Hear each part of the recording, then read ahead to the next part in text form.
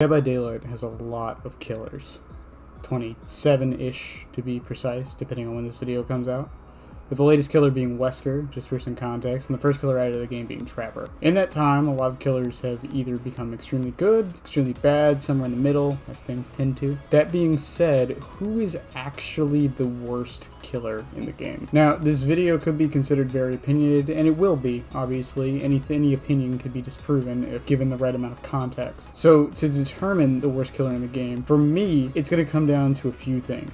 Three major factors: mobility, chase speed, and map pressure. Now, you might be sitting there typing on a keyboard thinking, well, this killer doesn't have any of that, so therefore they're the worst. Well, that's not exactly how I'm going to do this. So a lot of killers could be considered the worst killer, just based on the fact that they don't have a lot of those things. But I do personally believe there is one killer in particular who has none of these things. One killer that some of you have probably already figured out, and after talking to many Survivor and killer players, I've been able to determine. So before we go into the worst killer, let's talk about the best killer in the game, the Nurse. Now, this is almost completely undebatable. If you would like to argue Blight, I would understand, but I still personally believe that the Nurse is the best killer in the game. She has immense mobility.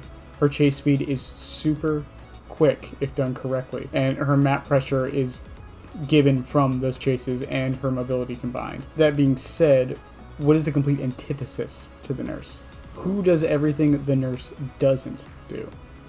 Who doesn't have fast chase speeds, who doesn't have mobility, and who doesn't have any way to pressure the map. Now, after talking to a few Survivor and killer players, there was quite a few opinions that got brought up, and some that made me kind of rethink my stance on this a bit. When I was originally going to make this video, Myers was the one who first came to mind to me, for the sole reason that he is the only killer in the game that can lose his power. For those who don't know, Myers stalks survivors, and he can get his tier ups from stalking survivors.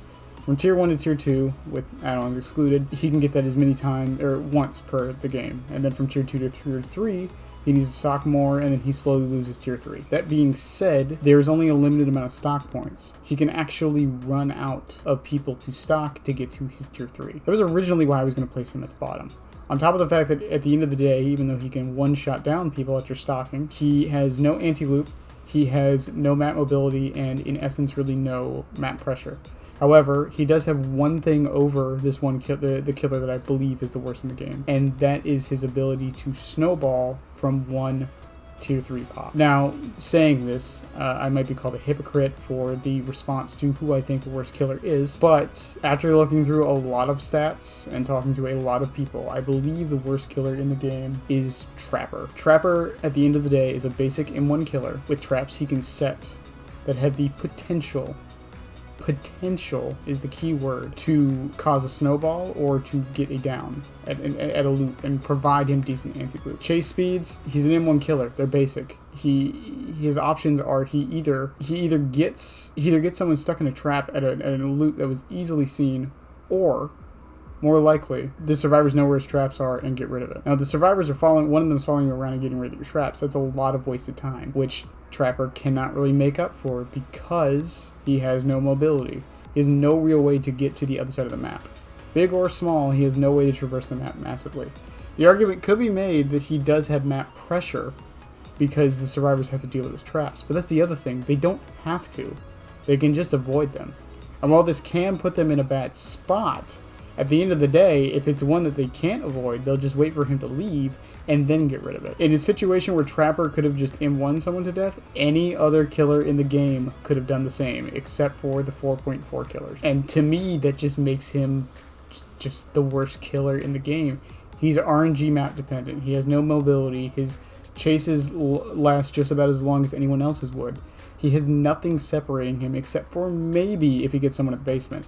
But you could argue that for any killer. Basement is strong for virtually every killer in the game. And to be fair, I do need to add, this is not counting for add-ons or perks, because there is a few other things with Trapper that make him kind of the worst in the game. Corrupt Intervention, a perk that blocks the 3 furthest gens at the start of the match for 2 minutes, is hugely required on Trapper. Can you play him without it? Yes. Would I advise it? No. Even if you're doing a meme build, I would highly recommend throwing in Corrupt Intervention. It just allows you to set your traps up early without getting super gen rushed, And it can even create a huge dead zone on that part of the map with the 3 gens that are corrupted. On top of that, mobility is another huge thing. He cannot traverse the bigger maps. A lot of killers can't, to be fair. Not every killer has mobility. But Trapper has none whatsoever. He's a basic M1 killer who can put traps down. Even the other 2 killers that released at the beginning of the game, Wraith and Hillbilly, have mobility in their kits. Granted, Wraith didn't really have it at the start, but now he does. When he cloaks, he gets that massive movement speed buff. And once he uncloaks, yeah, he's a basic M1 killer, but he can still get around the map very quickly. Hillbilly has his chainsaw. He can just ride that to the other side of the map, especially if the player's good, and get an instant down. Trapper, not really. The only thing Trapper really has going for him is the potential for a snowball from someone misplaying into your trap. The thing with Myers is that his snowballs often come from the Myers player. They come from him playing well or properly timing the tier 3 when a bunch of survivors are around rather than when it's just one, slugging and getting the rest. But Trapper without any add-ons or perks just can't really do any of that. Even Myers with no perks or add-ons, while not the best in the world, can still do a lot of good things. He can still get his tier 3 a few times. He can still slug. He can still insta-down people. He doesn't have the anti-loot, but he really doesn't need it once the later parts of the game go on. Now, if you disagree with my statement that Trapper is the worst killer in the game, I completely understand. There's a few that I was considering other than Myers. Freddy got thrown around a lot, Honorio got thrown around a lot, even Hag by some people. But in general, against Swifts and against solo queue, I do think that Trapper is the worst killer in the game. Even with the most recent buffs he's gotten, he just doesn't have really much going for him from his base kit. That needs to be reiterated. Some of his add-ons do make him pretty good. Oily Coil is a personal favorite of mine that stops people from undoing your traps. I forget the name, but I believe it's Honing Stone. It's the add-on that makes it so if you're in a trap and no one helps you out, you go down. That's a massive thing. If someone's separated from the group, that can be a massive snowball happening right there. And while I think he does have his merits, I think Trapper just needs something else to make him better. And I'm not even sure what it could be. Now, with all that said, if you would like to correct me, tell me I'm wrong, and tell me why I'm wrong, go ahead in the comments. I'll read every single one, I promise, and respond to where I can. Constructive criticism will be appreciated. I'll even humor any trolls that are down there or anyone who's just trying to get a rise out of me. If you enjoy Trapper, I completely understand. I do too. And don't get me wrong, I've done well with Trapper. Mostly because of perks and add-ons, but I've done well with Trapper.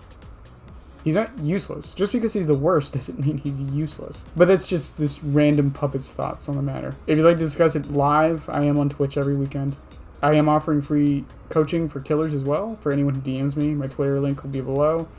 My Discord link will be there as well. Enough with my shameless self-promotion. Have a good one, everybody. And I really, really am open to the discussion down below. Bye.